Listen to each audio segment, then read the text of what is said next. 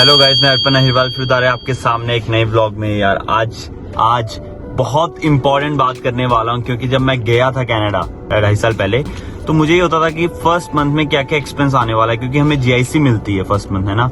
तो वो बहुत मैटर करता है कि हम उसको कैसे सेव करें आगे के लिए। तो वो हमें पता होना चाहिए यार क्या क्या एक्सपेंस आने वाले हैं। ऐसा होता है कि लोगों के पास 2000 जीआईसी आती है स्टार्टिंग मंथ में, और वो सारी खर्च हो जाती है, वो मैनेज ही नहीं कर पाते, क्योंकि उनको एक्सपेंस ही नहीं पता होते कि क्या क्या आने वाले हैं। तो आज की वीडियो में यार मैं देरी ना करते हुए वीडियो शुरू करता हूँ और मैं बताऊंगा कि फर्स्ट मंथ में कनाडा जाने के बाद क्या क्या एक्सपेंस आने वाले हैं। अब हुआ क्या यार, मुझे लगभग 2.5 साल हो गए हैं कनाडा गए हुए, और मैं अभी कनाडा से वापस आया हूँ इंडिया में। मेरे दिमाग में यार ये टॉपिक आया कि मैं एक वीडियो बनाऊं जिसमें मैं पूरा एक्सप्लेन करूं कि फर्स्ट मंथ में कनाडा में क्या क्या एक्सपेंस आते हैं, और सबको अच्छी तरह ब्रीफली डिस्क्राइब करूं ताकि उनको पता हो कि फर्स्ट मंथ में क्या क्या एक्सपेंस आने वाले हैं। तो यार पहला पॉइंट, यार देखो, मैं वो वाली चीज इंक्लूड नहीं करूंगा जैसे कि हम जो खर्चा होता है फ्लाइट का जाने से पहले, है ना, या फिर वहां पे उतरने के बाद कैब का खर्चा, टैक्सी का खर्चा, उबर का खर्चा, मैं वो इंक्लूड नहीं करने वाला इस वीडियो में, क्योंकि यार वो हर इंसान की अलग सिचुएशन होती है। किसी के रिलेटिव्स होते हैं, किसी के फ्रेंड्स लेने आ जाते हैं, सबका अलग अलग सिचुएशन है। तो मैं वो वाला इसमें नहीं एक्सप्लेन करने वाला, मैं वो वाले एक्सपेंस इसमें बताऊंगा जो हर एक इंसान के, हर एक स्टूडेंट के कॉमन एक्सपेंस होते हैं फर्स्ट मंथ में। तो जैसे कि यार मैंने ये लिस्ट बनाई हुई है, मैं ये लास्ट में अपलोड भी कर दूंगा, आप देख सकते हैं। पूरे 9 पॉइंट्स हैं फर्स्ट मंथ के एक्सपेंस में, 9 पॉइंट्स हैं। मैं ये ब्रीफली एक्सप्लेन भी करूंगा और मैं ये डिस्प्ले कर दूंगा स्क्रीन पर, ताकि आपके लिए रेफरेंस शीट हो जाए एक बाद में। जैसे कि यार फर्स्ट पॉइंट है कि हम जब भी उतरते हैं तो हमें सबसे पहले चाहिए सिम कार्ड, ताकि हम अपने पेरेंट्स को बता सके कि हम अच्छी तरह पहुंच गए, कोई प्रॉब्लम नहीं आई, और वहां पे किसी को हमें कांटेक्ट करना पड़े तो हमारे पास पहले सिम कार्ड होना चाहिए। तो यार सिम कार्ड का क्या खर्चा है? सिम कार्ड का बेसिक प्लान $40 से लेके $130 तक जा सकता है। तो अब $30 किसका होता है? $30 भी हो सकता है, $40 भी होता है, होते तो $20 के भी प्लान है, पर $20 के प्लान में गिग्स नहीं होते, मतलब डाटा प्लान नहीं होता, सिर्फ कॉलिंग होती है। तो अब हम स्टूडेंट्स हैं, हमें तो नेट भी चाहिए, तो हम उस वाले प्लान्स में नहीं जा सकते। मोस्टली कैनेडियंस जाते हैं जिनको डाटा से कोई मतलब नहीं होता, वो वाईफाई यूज करते हैं और उनको डाटा से कोई मतलब नहीं होता, वो चीप प्लान्स लेते हैं। पर हमें फिर भी इंटरनेट चाहिए होता है, क्योंकि हमें जॉब पर भी जाना होता है और स्कूल के भी काफी काम होते हैं, तो हम डाटा वाला प्लान प्रेफर करते हैं हरदम। तो उसका खर्चा बेसिक प्लान $40 to $130 जा सकता है। 40 यार जब मैं गया था तो मैंने लिया था $45, तो मेरे पास चैटर की सिम थी, तो $40 इनफ प्लान होता है, क्योंकि उसमें 4 गिग्स मिलते हैं, जो कि एक स्टूडेंट के लिए बहुत है, क्योंकि यार हर जगह तो वाईफाई होता है कनाडा में, हर रेस्टोरेंट में, हर बिल्डिंग में, हर ऑफिस में, हर जगह जॉब्स पे, हर जगह वाईफाई है। तो आपको इंटरनेट ज्यादा चाहिए नहीं होता, हमें सिर्फ मैप के लिए चाहिए होता है मेनली इंटरनेट वहाँ पे, तो आपका इतना यूज नहीं होने वाला। तो बेस्ट प्लान यही है, चैटर्स का बेसिक प्लान पे जाओ 45। और $130 मैंने क्यों बताया अप टू $130? क्योंकि कई लोग कनाडा जाने पर एक फोन प्रेफर करते हैं कि यार सिम कार्ड के साथ मैं फोन भी लूं, और जिसका प्लान $130 बनता है। तो अगर आपको वो चीज जाननी है, आप मेरा दूसरा ब्लॉग देख सकते हैं, मैंने उसमें बताया है कि क्या क्या प्लान के साथ हम न्यू फोन ले सकते हैं, और उसका लगभग खर्चा $120-130 आ जाता है। और सेकंड है यार, सिम भी आ गई, हमारी सिम आ गई, उसके बाद हमें रहना भी तो, छत भी चाहिए जाने के बाद, जो मेनली होती है। तो रेंट का खर्चा होता है, रेंट का खर्चा यार $300 से लेके $500 हो सकता है। $300 बेसिक है, मतलब ऐसा नहीं है कि 300 से सस्ता नहीं मिलेगा, 300 से सस्ता भी मिल जाता है। मतलब अगर आप ज्यादा लोगों के साथ रहोगे तो 200 भी हो जाता है, 250 भी हो जाता है, पर मैं एवरेज 300 लेके चलता हूँ, क्योंकि 300 तक मिलता ही मिलता है। तो 300 में यार आप रूम शेयर कर सकते हो, जैसे एक रूम $600 का है, उसको आप डिवाइड कर लेते हो 2 लोगों में, आप और आपका फ्रेंड रह रहा है, तो $300 आ रहा है, इंक्लूडिंग यूटिलिटीज भी हो सकता है, एक्सक्लूडिंग यूटिलिटीज भी हो सकता है। तो मैं बेसिक बता रहा हूँ इसमें क्या क्या खर्चा आता है। तो $300 है। अब मैं 500 क्यों बताया? 300 से लेके 500 तक आ सकता है। 500 का इसलिए कि जैसे कोई लड़की आती है कनाडा, तो अगर वो अकेली है, उसकी कोई फ्रेंड नहीं है, तो वो सिंगल रूम लेना प्रेफर करती है, वो अकेले रहती है। सिंगल रूम का कनाडा में खर्चा $500 तक होता है, तो इसके लिए 300 से 500। अगर लड़के आते हैं, ग्रुप में रहते हैं, तो 200-250 भी हो जाता है।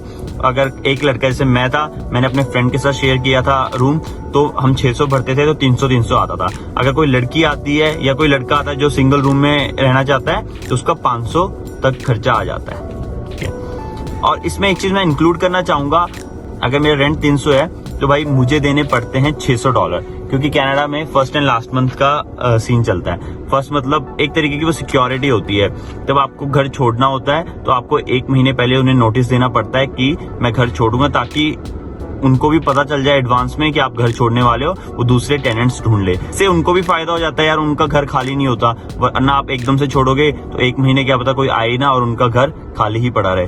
तो यार ये दोनों तरफ से फायदा होता है, और आप तब घर छोड़ के जाते हो तो आपका लास्ट मंथ मिल जाता है। फिर उसके बाद आता है यार हमें छत भी मिल गई, पर हमें सोना भी है, और सोने का यार हर किसी का अलग अलग है। कोई प्रेफर करता है कि यार थोड़ा चीप मैट्रेस ले लेते हैं, चीप बेड ले लेते हैं, कोई सोचता है कि नहीं यार गुड क्वालिटी का ना, तो इसका खर्चा $120 to $180 हो जाता है। मैट्रेस $110-120 तक के आ जाते हैं, और वो महंगे से महंगे भी ले सकते हैं आप, एक्सपेंसिव से एक्सपेंसिव तक भी जा सकते हो, पर मैं 180 तक जाऊंगा, जो कि स्टूडेंट मोस्टली लेते हैं, ज्यादा एक्सपेंसिव स्टूडेंट्स लेते नहीं है। फिर उसके बाद खर्चा आता है यार ग्रोसरी का।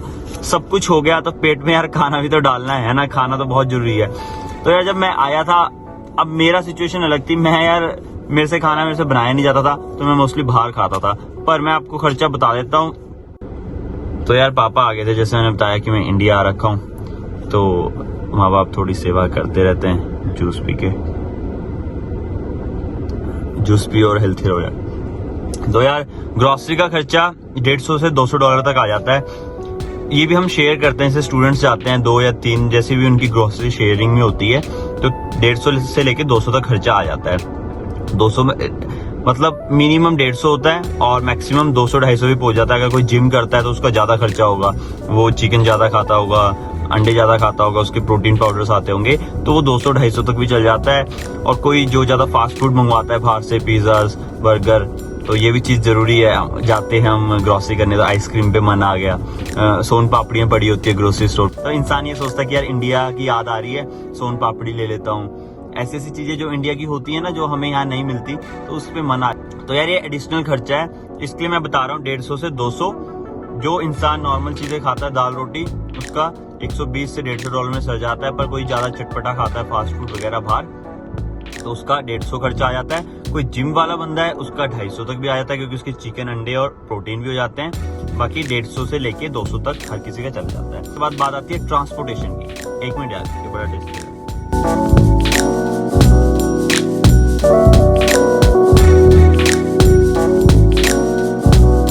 उसके बाद बात आती है ट्रांसपोर्टेशन की।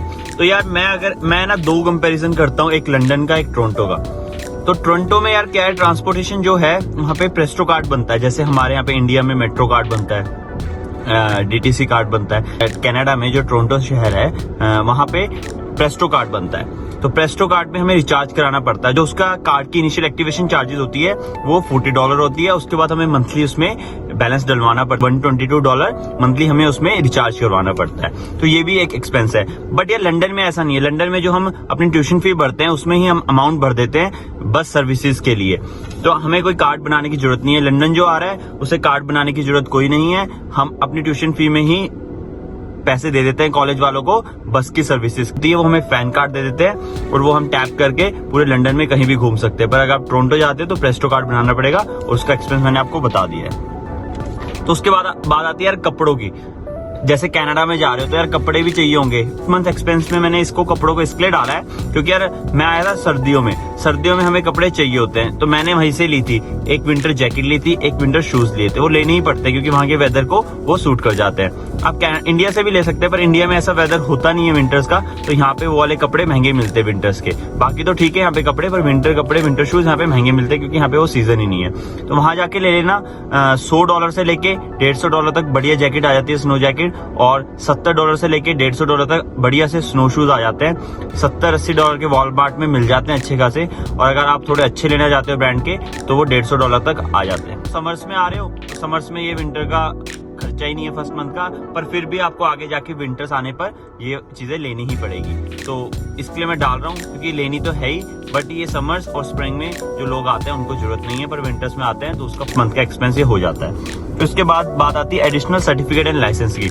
यार कई लोग क्या प्रेफर करते हैं कि जाते ही अपने लाइसेंस बनवा लें, कुछ सर्टिफिकेट बनवाने जिससे जॉब मिल जाए, वो भी बनवा लेते हैं। जैसे कि मैं बता दूं, तो मैं गया था, मैंने जाते ही ड्राइविंग लाइसेंस बना लिया, तो $150 का खर्चा आता है। ऊपर से यार लगभग $50-60 का यार जो क्लासेस होती है लाइसेंस ड्राइविंग सीखने के लिए वहाँ पे, 1 घंटे की $20 की लगभग क्लास होती है। तो अगर आप 4 भी क्लास लेते हो तो $80 ये हो गए, प्लस $150 जो G1 G2 के चार्जेस होते हैं, तो लगभग $250 तक ये खर्चा आ जाता है ड्राइविंग लाइसेंस के लिए।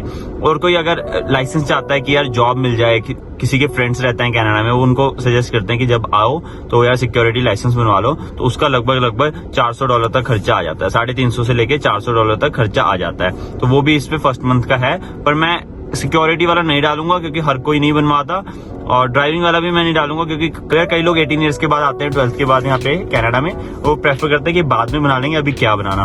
पर मैंने आपको बता दिया कि ये भी खर्चा आ सकता है। फिर उसके बाद मैं बता दूं मिसलिनियस खर्चा, और मिसलिनियस खर्चा है तो बोलने में मिसलिनियस, पर यार सबसे ज्यादा खर्चा इसी में आता है। मेरा तो इसी में आता था क्योंकि यार मैं ग्रोसरी कम लाता था स्टार्टिंग डेज में, मैं बाहर ही खाता था। और मिसलिनियस में यार जैसे कि टिम हॉर्टन सबको पता है, सुबह उठते ही चल यार एक चाय पी के आते हैं, चल यार शाम को एक चाय पीते हैं, बारिश का मौसम है यार, एक साथ में पोटैटो वेजीज और टिम हॉर्टन की चाय पकड़ लेते हैं। तो सबसे ज्यादा खर्चा यही होता है क्योंकि वहाँ पे क्लासेस लगती है अर्ली मॉर्निंग। हर इंसान ये प्रेफर करता है कि यार सुबह जा तो रहे हैं, चाय पीते पीते चल जाएंगे ताकि क्लास में नींद ना आए। तो यार ये खर्चा हो जाता है। इसका मैं वैसे स्टार्टिंग डेज में $20 ही डालूंगा। वैसे तो ये $20 अब तो जो मतलब जिनको काफी टाइम हो गया कनाडा में, $20 तो दिन का खर्चा हो जाता है स्टूडेंट्स का, बट मैं $20 डालूंगा क्योंकि नए स्टूडेंट है, डरते डरते कम ही चाय पीते हैं कि ज्यादा खर्चा ना हो जाए, तो $20 डालूंगा। तो यार ये खाता ये लगभग $1400 से लेके $1700 तक खर्चा हो जाता है फर्स्ट मंथ में। पर डिपेंड करता है हर इंसान से इंसान, क्योंकि कई लोग कनाडा जाके ज्यादा खर्चा करते हैं, नए फोन लेते हैं, सिंगल रूम में रहते हैं, और कई लोग गाड़ी भी ले लेते हैं, कई लोग काफी सर्टिफिकेट्स बना लेते हैं, कई लोग शॉपिंग करते हैं वहां जाके।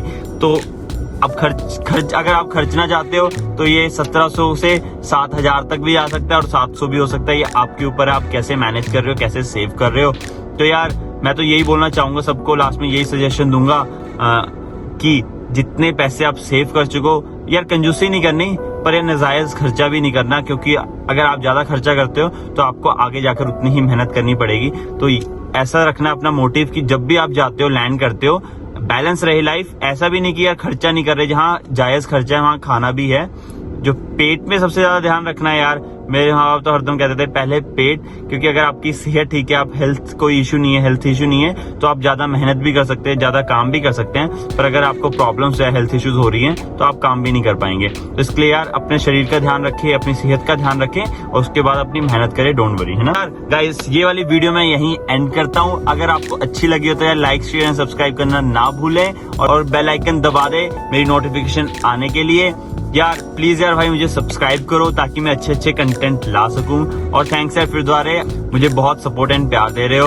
आपको कोई स्पेसिफिक टॉपिक के बारे में जानना है तो गाइस नीचे कमेंट में बताओ, मैं फिर उसके बारे में एक अच्छी सी वीडियो बनाता हूँ। तो यार आपके प्यार के साथ ही मैं अच्छे कंटेंट के साथ आ सकता हूँ, और मैं ट्राई कर रहा हूँ, अभी मैं इंडिया में हूँ, तो मैं अच्छे कंटेंट आपके लिए बनाता रहूँ। और गाइस तब तक के लिए आप सब खुश रहो, ध्यान रखो, अपने परिवार के साथ खुश रहो। Bye bye.